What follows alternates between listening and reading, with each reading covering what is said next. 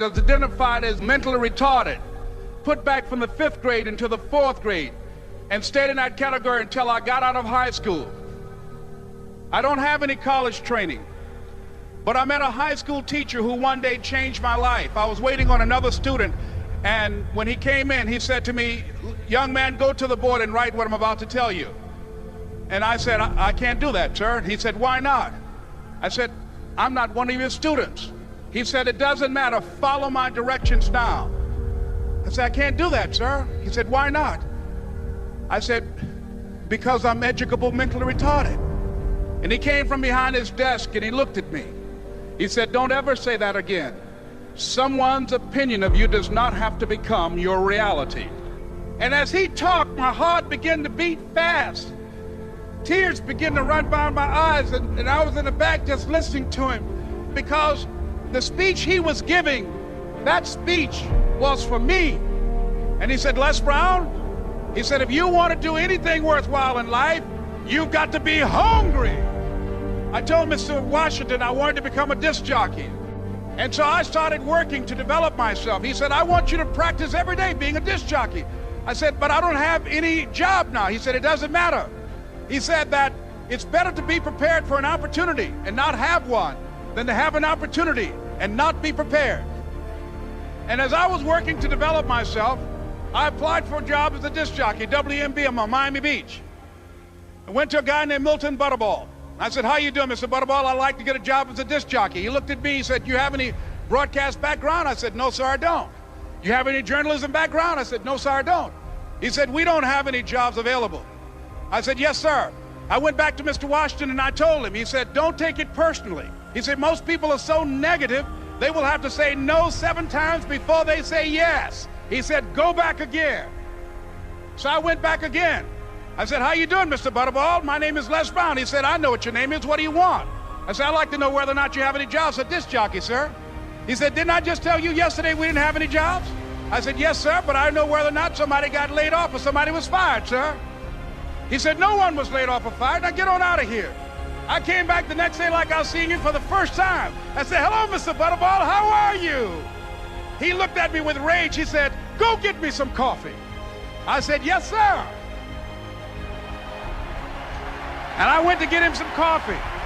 After a while, I would get their lunch and dinner, and I would go in the control rooms and take the disc jockeys their food, and I would not leave until they would ask me to leave.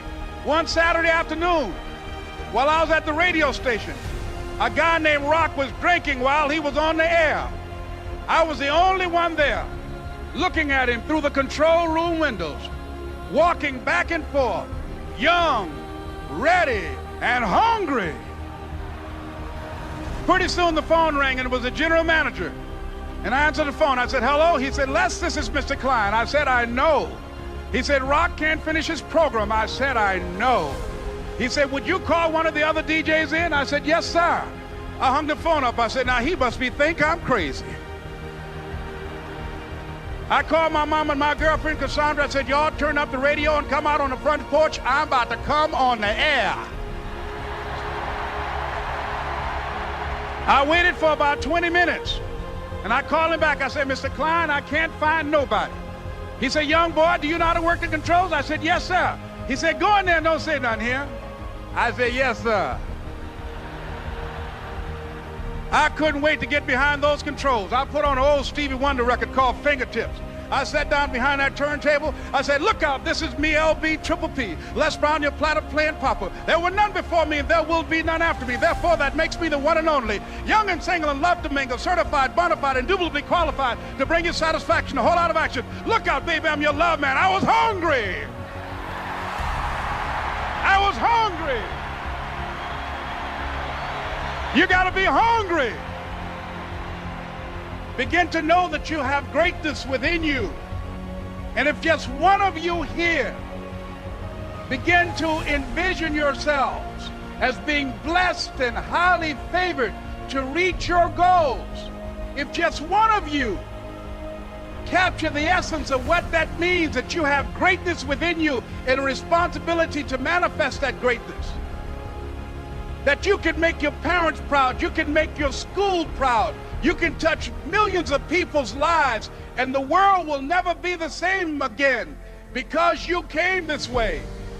It was hard, ladies and gentlemen, coming to speak to people. And I was facing financial difficulties in my own life. I was behind on my bills and my dreams, and I'm saying to them, you can live your dream. It was hard, ladies and gentlemen. It was very difficult to pick myself up each day believing that I could do it. There were times that I doubted myself. I used to ask myself, can I do this?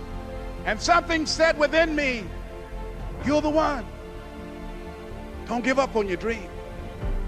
By continuing to push forward, by continuing to run toward my dream, that one day I would have my own talk show. It's a long shot, ladies and gentlemen, from Liberty City, an abandoned building on a floor, never knowing my mother or father. It's a long shot. Being here with you today in this dome in Atlanta, it's a long shot. No college training, labeled actionable, mentally retarded, but I kept running toward my dream. Don't stop. Don't stop running toward your dream.